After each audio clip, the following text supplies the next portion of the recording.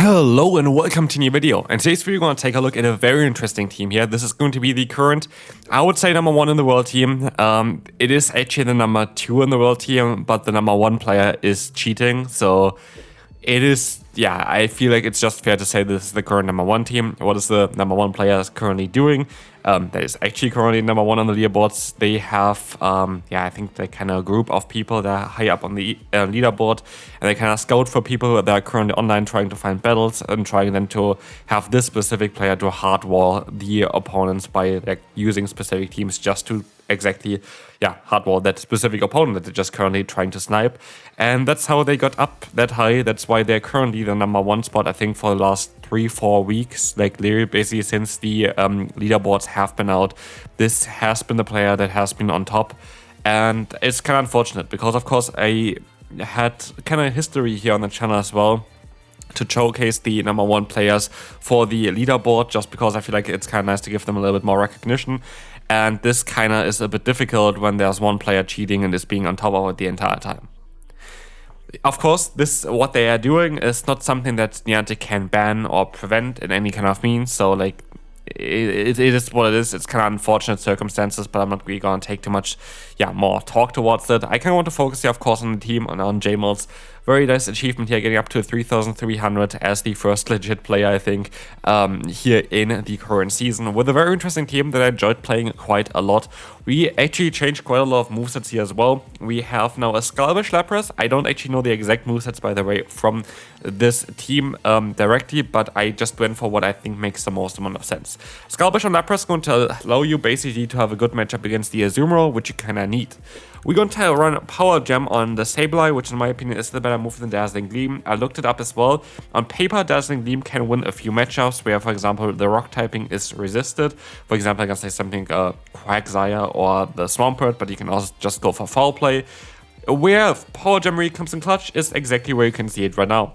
It can one-shot certain Pokemon in the current meta. So yeah, how does this team actually function? We're going to have here a very bad lead for us. We have to swap out of here. We're gonna stay in for a tiny bit, and then we are gonna go for a Power Gem. And this is kind of also mainly the way I try to play the team. I try to use my lead in order to get an advantage. I mainly try to get a shield advantage. Here in this case, we can still swap out of here, which is alright because you have 2 good ends in the back. And a lot of times there are going to be some Pokemon that are actually good against one of your Pokemon in the back and the lead Pokemon as well. But you can sometimes still kind of get an advantage with your Sableye, which is kind of nice. And so it's kind of what I try to play out here most of the times, where I just try to get an advantage with the lead. Most of the time it is not switch advantage, but also most of the time it doesn't really matter if it's switch advantage or not, because what we have here with this Pokemon that we are running with the Sableye is a lot of pressure with fast move and charge moves. And with the Pokemon that we have in the back, especially, of course, that Talonflame, we're going to have a lot more charge move pressure. So as soon as you're going to get a shield advantage, which you had a lot of times, especially against a specific Pokemon, which you're going to take a look at very soon here as well, you're going to have the advantage of just doing a lot of damage with the moves of Talonflame anyway, and eventually they just don't have enough shields anymore for it.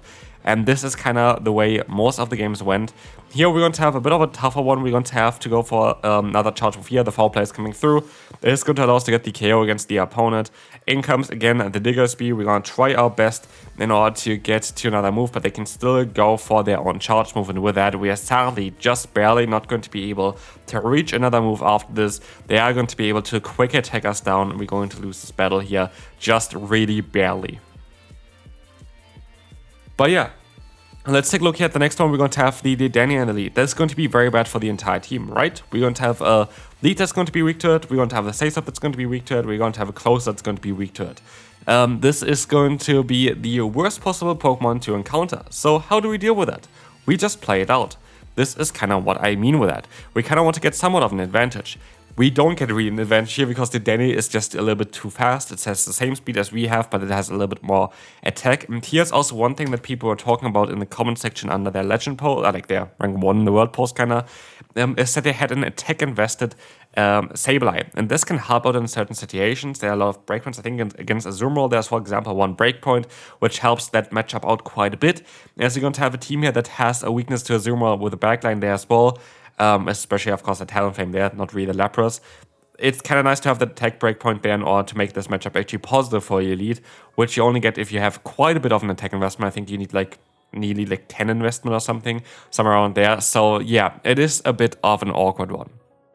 As you see though as well, we were able to hit that Brave Bird against the opponent's Credilli. We're going to have the Sparkling Area, and this is going to allow us now to do some nice damage against the opponent's Annihilate. As long as they don't have close combat, we are going to be fine here. This is going to be alright. Rage Fist coming through. Now we can go for the full farm run against the opponent. As we will see here now, the incoming Dedenne, we can farm them down as well. They are forced to go for a charge move here with the Credilli still, and they only have 1 HP left, so we're going to be able to easily win this battle here, even though we encountered the absolute worst Pokemon for this team.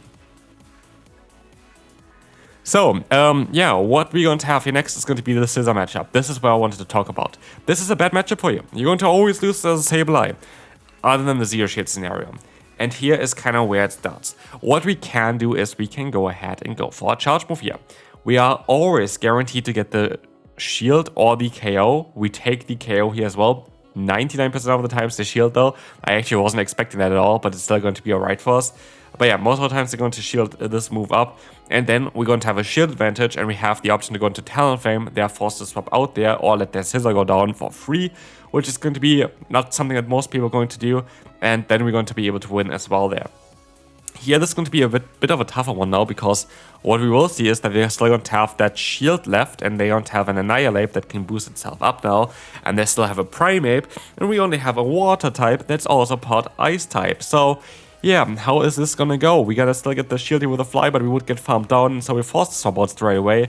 That's hopefully going to be enough for our Lapras to survive. We have the normal Lapras with Skullbash, again Skullbash for the Azumarill matchup.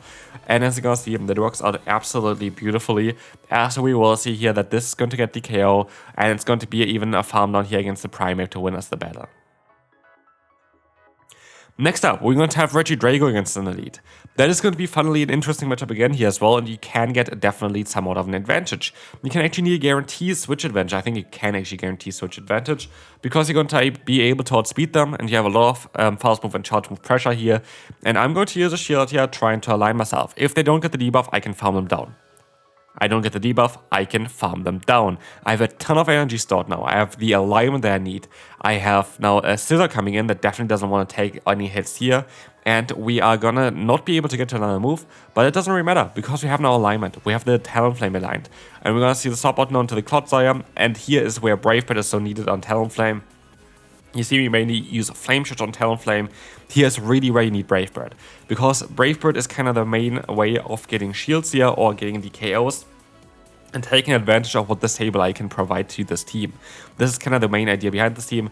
Try to play out the lead, try to get an advantage of it, either switch or energy or shield advantage, and then you're going to be able to win later on, most of the times with your Lapras endgame, and with the Talonflame to just bait the last shield and get the, hopefully final KO then. As you can see here, we're going to be able to get the KO against the Clodsire. We didn't need to use any shields there before, because, yeah, I know that I'm going to be able to just win this matchup there. I can go ahead and go for a charge move against the opponent's Scissor, and that's going to be it. Move on to the next opponent. And Scissor was quite common in the lead, which is kind of funny because I didn't actually place any of the battles like this. Here we're going to see a different matchup, and I kind of regret on how I played this a little bit. So let's take a look at it. We will see the crunch coming through. They're of course going to get the 20% chance to drop my defense, which you might think doesn't really matter, but actually puts me now into farm down range way easier. So I have less play with my Sableye in the scenario. And so I decided to swap out of here into my Lapras, thinking I would be able to take 2 crunches, which I should be able to do, which I can do, but it's still going to be a bit of a tough one here because it just barely outspeed me. I chose out a tiny bit earlier, which will have allowed me to get to the Sparkling Area before they can go for their crunch here, which either forces then the shield or the KO. Then we still would have a ton of HP left, which would have been great against the Scissor as well, because we had some play there. But we have the Talonflame now coming in, and they're going to have the Azumarill in the back. And if I would have played a little bit differently, and if I still had my other Pokemon here left, I would have had a bit of a better time here with the Lapras against the Azumarill. I am still going to be able to go for the Power Gem though, so like it's not going to be game over yet. But I have to hope that the opponent is not going to be able to get to 2 Ice Beams. So unless they're going to be at 100 energy at this point, I should be alright here. Unless they're at 100 energy. If they're at 100, we're going to lose. We're going to lose. It's going to be 100 energy here.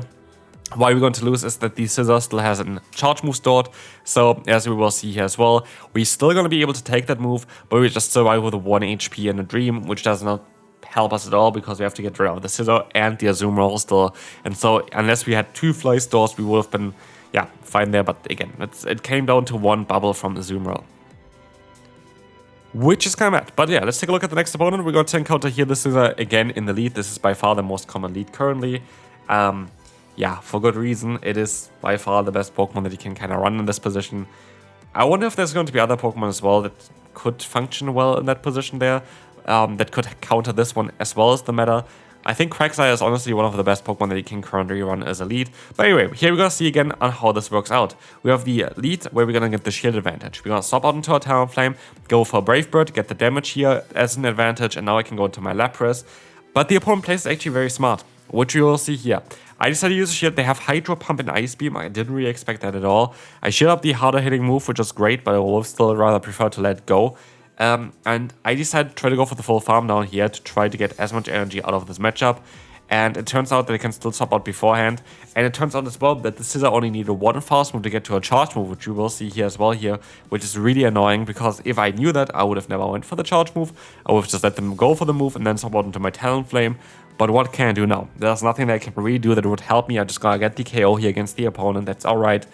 And let's see what they're going to have in the back. We still have the shield advantage. We still know about the Azumarill. We just don't know what's going to be in the back. It's going to be the Jellicent, and that is going to be a bit tough. We are getting the free fast move window, and now we just have to hit that Brave Bird. If we hit the Brave Bird, we should be fine here.